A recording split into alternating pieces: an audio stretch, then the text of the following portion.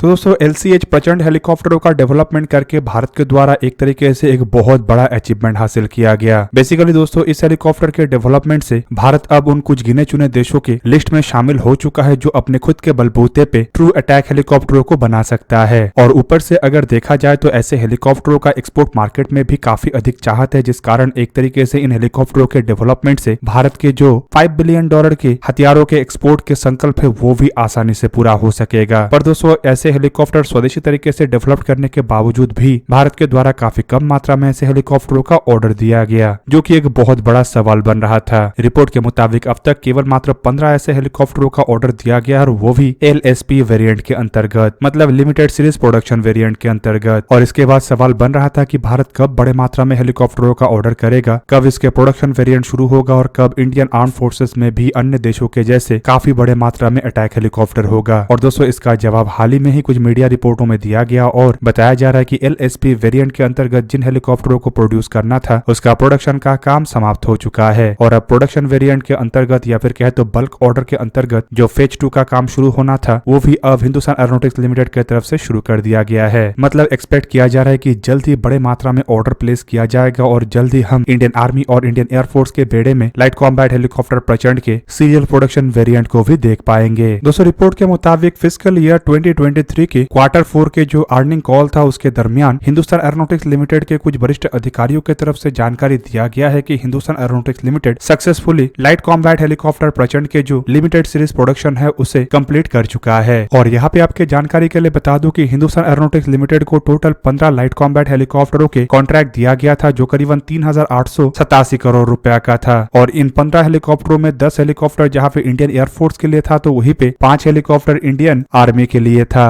अब दोस्तों LSP variant के प्रोडक्शन समाप्त होने का मतलब ये है कि अब फेज 2 का शुरुआत होगा, जिसके अंतर्गत लाइट कॉम्बैट हेलीकॉप्टरों के प्रोडक्शन वेरिएंटों को तैयार किया जाएगा और रिपोर्ट में दावा किया जा रहा है कि इसके फेज 2 का शुरुआत भी हो चुका है। और दोस्तों फेज 2 के अंतर्गत कितने एयरक्राफ्टों को भारत के द्वारा खरीदा जाएगा उसके बारे में जानने से पहले थोड़ा चलिए जान लेते हैं कि असल में फेज 2 है क्या। बेसिकली ये जो लिमिटेड सीरीज प्रोडक्शन हेलीकॉप्टरों को बनाया गया है ये करीब करीब 45% इंडिजीनियस कंटेंट से है, जबकि हेलीकॉप्टरों के डिजाइन और डेवलपमेंट संपूर्ण रूप से स्वदेशी तरीके से हुआ है। वहीं पे दोस्तों इसके जो सीरियल प्रोडक्शन वेरिएंट होगा ये इससे अतिरिक्त और अधिक इंडिजीनियस कंटेंट से लैस होगा। और फेज 2 के अंतर्गत इन हेलीकॉप्टरों में वही इंडिजीनियस कंटेंटों को शामिल करवाया जा रहा है और फेज 2 के समाप्त होने के बाद इसके सीरियल प्रोडक्शन का शुरुआत होगा। अब दोस्तों सीरियल प्रोडक्शन के अंतर्गत बताया जा रहा है कि इंडियन आर्मी के द्वारा कम से कम 95 ऐसे हेलीकॉप्टरों को परचेस किया जा सकता है, जबकि इंडियन एयरफोर्स कम से कम ऐसे 65 हेलीकॉप्टरों को परचेस करेगा। मतलब करीबन 160 हेलीकॉप्टरों के ऑर्डर का संभावनाएं हैं। एडिशनली इसके साथ इंडियन आर्मी और इंडियन एयरफोर्स के द्वारा इन हेलीकॉप्टरों में इस्तेमाल होने वाले हथियारों को भी परचेस किया जाएगा और इसे अगर एकत्रित किया जाता है तो ये कई बिलियन डॉलर का एक डील होगा। दोस्तों लाइट कॉम्बैट हेलीकॉप्टर प्रचंड में कई तरीके के हथियारों का इस्तेमाल होता है, जिनमें एयर टू ग्राउंड मिसाइल से शुरू करके air to ground bomb, air to air missile भी शामिल है। और इन हथियारों में ज्यादातर हथियार मतलब करीबन 95% हथियार स्वदेशी हथियार है। भारत के द्वारा लाइट कॉम्बैट हेलीकॉप्टर में इस्तेमाल किए जाने के लिए एंटी टैंक गाइडेड मिसाइल से शुरू करके air to ground bomb, even air to air मिसाइलों का भी डेवलपमेंट किया गया है। और दूसरी तरफ हाल ही के कुछ रिपोर्टों में यह भी दावा किया जा रहा है कि भारत लाइट कॉम्बैट हेलीकॉप्टर प्रचंड को अन्य देशों को बेचने को लेके भी तैयारी कर रहा है। कुछ देश प्रचंड हेलीकॉप्टरों को लेके इंटरेस्टेड भी है और इन हेलीकॉप्टरों की जानकारी हासिल कर रहा है। हालांकि दोस्तों अब तक ये बताया नहीं गया है कि असल में वो देश कौन कौन सा देश है, लेकिन मेरा मानना यह है कि शायद लिमिटेड सीरीज प्रोडक्शन के शुरुआत से पहले ही भारत को प्रचंड हेलीकॉप्टर एक्सपोर्ट करने को लेके ऑर्डर मिल जाए। अब दोस्तों इन हेलीकॉप्टरों को बड़े मात्रा में तैयार करने को लेके दक्षिण भारत के तमकुरू में एक नए हेलीकॉप्टर फैसिलिटी को भी निर्माण किया गया है। हालांकि ये नया हेलीकॉप्टर फैसिलिटी में केवल मात्र लाइट कॉम्बैट हेलीकॉप्टर प्रचंड का ही प्रोडक्शन नहीं होगा, बल्कि यहाँ पे लाइट यूटिलिटी हेलीकॉप्टरों का भी प्रोडक्शन होगा। जबकि कुछ कुछ जगहों में ये भी बताया जा रहा है कि इसके प्रोडक्शन लाइन शायद एक जगह में नहीं बल्कि एक से अधिक जगह में हो, जिससे सालाना बड़े मात्रा में ऐसे हेलीकॉप्टरों को प्रोड्यूस किया जा सके, जिससे कि भारत अपने खुद के जरूरतों को पूरा करने के साथ साथ एक्सपोर्ट मार्केट में भी हेलीकॉप्टरों को तय समय पर डिलीवर कर सके। अब दोस्तों एक तरफ जहाँ पे लाइट कॉम्बैट हेलीकॉप्टर को लेके हिंदुस्तान एरोनॉटिक्स लिमिटेड की तरफ से तेज रफ्तार में काम किया जा रहा है, तो वहीं पे हिंदुस्तान एरोनॉटिक्स लिमिटेड की तरफ से यह भी जानकारी दिया गया है कि लाइट कॉम्बैट एयरक्राफ्ट के जो मार्क 1A वेरिएंट है, मतलब तेजस मार्क 1A, उसके ऊपर भी जल्द ही हिंदुस्तान एरोनॉटिक्स लिमिटेड काम करना शुरू कर देगा। हालांकि दोस्तों साथ ही साथ ये भी जानकारी दिया जा रहा है कि शायद थोड़ा बहुत डिले भी हो, मतलब ये जो प्रोजेक्ट है ये शायद छोटे मोटे डिले से भी गुजरे।